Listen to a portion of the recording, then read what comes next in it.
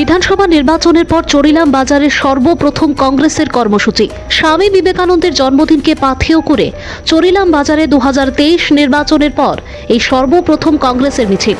হঠাৎ করে চরিলাম বাজারে বন্দে মাতরম কংগ্রেস আই জিন্দাবাদ স্লোগান শুনে হতবাক হয়ে ওঠেন চরিলাম বাজারের ব্যবসায়ী থেকে শুরু করে পথচারীরা। শুক্রবার জানা যায়, কংগ্রেসের উদ্যোগে প্রথমে কংগ্রেস ভবনে স্বামী বিবেকানন্দের 162তম জন্মদিন পালন করে জাতীয় কংগ্রেসের দলীয় পতাকা উত্তোলন, তারপর সমস্ত কংগ্রেস কর্মীরা মিলিত হয়ে চরিলাম বাজারে কংগ্রেসে আই জিন্দাবাদ স্লোগান দিয়ে সম্পূর্ণ বাজারটি পরিক্রমা করেন। এদিনে উপস্থিত ছিলেন জেলা কংগ্রেস সভাপতি গোপীনাথ সাহা, জেলা যুব কংগ্রেস সভাপতি সমরজিৎ ভট্টাচার্য, চরিলাম ব্লক যুব কংগ্রেস সভাপতি শাহিদুল ইসলাম এবং বরিষ্ঠ জেলা কংগ্রেস নেতা পীযূষ দাস, এলাকার পুর খাওয়া কংগ্রেস কর্মীরা। মূলত চরিলাম বাজারে কংগ্রেসের কর্মসূচি পালন করা ছিল মূল লক্ষ্য।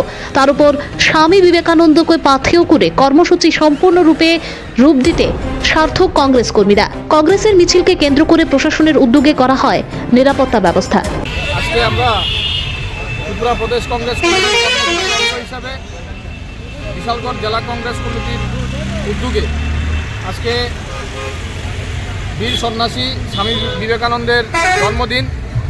এই জন্মদিনে আপনারা জানেন সকলে যে আজকে ওনার জন্মদিবস উপলক্ষে যুব দিবস এর কর্মসূচি আমাদের প্রদেশ কংগ্রেস কমিটি ঘোষণা করেছেন এবং তারই অঙ্গ হিসাবে আজকে আমরা ওনার অনুপ্রেরণাকে সামনে রেখে যুবকদেরকে ভবিষ্যতের হাত থেকে রক্ষা করার জন্য আজকে আমরা মাদক বিরোধী অভিযানে অংশগ্রহণ করেছি।